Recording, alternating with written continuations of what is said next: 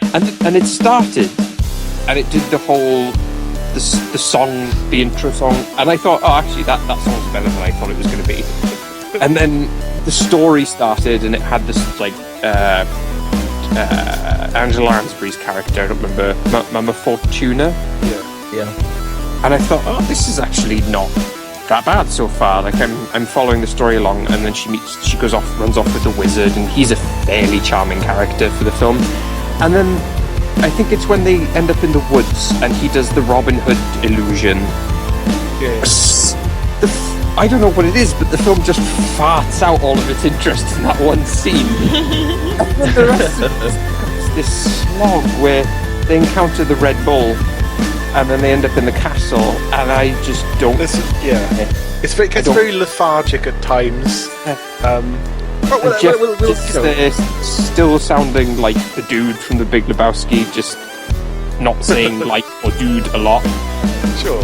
Well, before we tackle the whole problem of it, because that's kind of, we're covering a large swathe, and I think certain elements of it need talking about more specifically. But you're right, it does have at least pockets where you start to lose interest, and then other areas that feel quite compelling.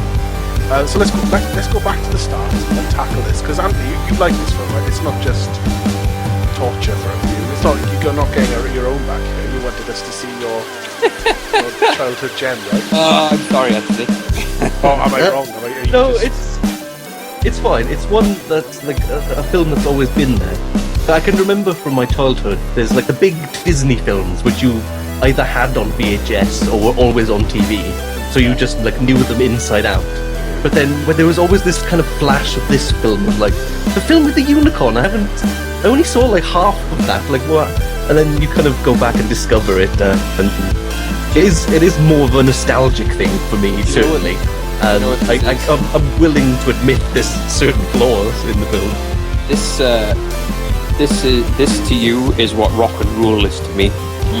Yeah. Just to give everyone a feel of where this is going to go, because speaking of hideously ugly animated films. Yeah. So just kind of. Sorry. Oh well, the ones I remember, I think are great. You guys seem to come to conclusions that, well, upon revisiting, we find their flaws. But stuff like Brave Little Toaster, for me. Actually, no. Saying that, did we not do Rock-a-Doodle? I can't remember. Maybe yes, we did. Yes. Maybe it was Anthony who picked it, but that's so at some point I wouldn't pick Rock-a-Doodle. Yeah. At some point we have to do Ferngully and the Last Moon Forest, and then we all had one each. So that's your one from the past. Well, Ferngully, we won't cover it now, but that's not as difficult as Rock and Roll or this. You'd be surprised. Maybe I am remembering it with rose-tinted glasses because I know Tim Curry's Voice of Poison or something. You're right. Oh, right. The Last Unicorn. There was something right at the start that bothered me, apart from the slightly clawing song. Clawing? Melancholy as well. Yeah. It starts with like two hunters. Oh, that's right. The unicorn That's forest. it. Thank you. Essentially, what they do is come up and going like, we can't never catch anything in this forest. We should leave. Why are you there in the first place? It basically looks like Rasputin and maybe Robin Hood or maybe Peter Pan. Peter Pan and Rasputin on horseback are discussing the fact that this forest is really difficult to hunt in. And they're like, for some reason, Rasputin's like, unicorn. There's a last unicorn lives here. Like, why did we even come in the first place? But like, he basically says to no one in particular, it's okay, unicorn. You stay in your forest where it's safe. Don't come to the real world where there's pornography and film. Like, he basically just says to no one, like, stay in your forest, you're the last one. As you say, Anthony, and like, that sets up basically this ignorant dumbass unicorn that like basically goes, am I the last one? Yeah, I have no idea. Seen anyone for a while. Yeah, I thought no one turned up for our AGM.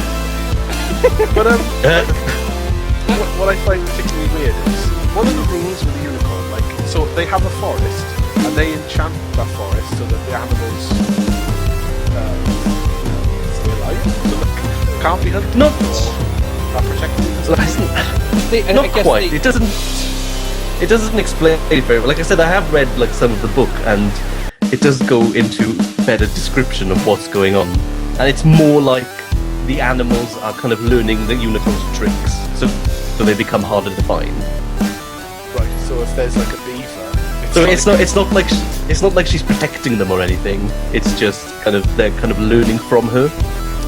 They're kind of so it's like the woodland creatures are like Debbie McGee. They were working with Paul Daniels, and they're learning his tricks, kind of thing. Like I don't like they, but they don't them themselves aren't magical.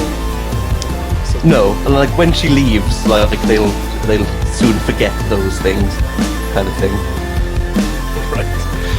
Like I think I want to say it right at the beginning. Having after read half of the book, this film was clearly a book at one point, and I think anyone watching it would be really clear on that, because it's just kind of chock full of kind of like philosophy and satire almost. There's a lot more satire and wit in the book, which doesn't come out in the film.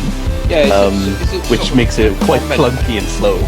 Is the book? Yeah, the whole thing is a kind of commentary on fairy tales and how we use them, kind of thing. Yeah. And reality versus fake. Yeah. That sounds a lot more interesting than the film. It is. It's really good. I'd recommend it, actually. I've only read half of it, but it's a very witty kind of. If you could face typing in the last unicorn into a search engine or going to a library and requesting it. It's alright if you're, a 6 and a girl. I will finish it. I'll definitely finish it off my own steam now. Okay. So, for whatever reason, unicorns are magical beasts that are tricksty. Like, they kind of, like not every man can tell if it's a unicorn. They think it might be just a regular horse or whatever. And then me, I'm a fucking unicorn, you prick. I believe is the exact quote of the last unicorn. But she basically does go, oh, what the fuck? I was wondering where all the unicorns were. We tend to be loners, just chilling out being magical internal horses with big horns. And whatever, she gets wondering about where the rest of them are and looking into it. And stupid bitch gets caught. Am I right, guys? Let's not forget the... Yes, you've missed quite a bit there. Okay, what happens first, guys? What happens first? Robert Klein turns up and has a stroke into a microphone. I think that was the Oh my reason. god! How did I forget about that fucking butterfly? I really just twigged what you're on about. The most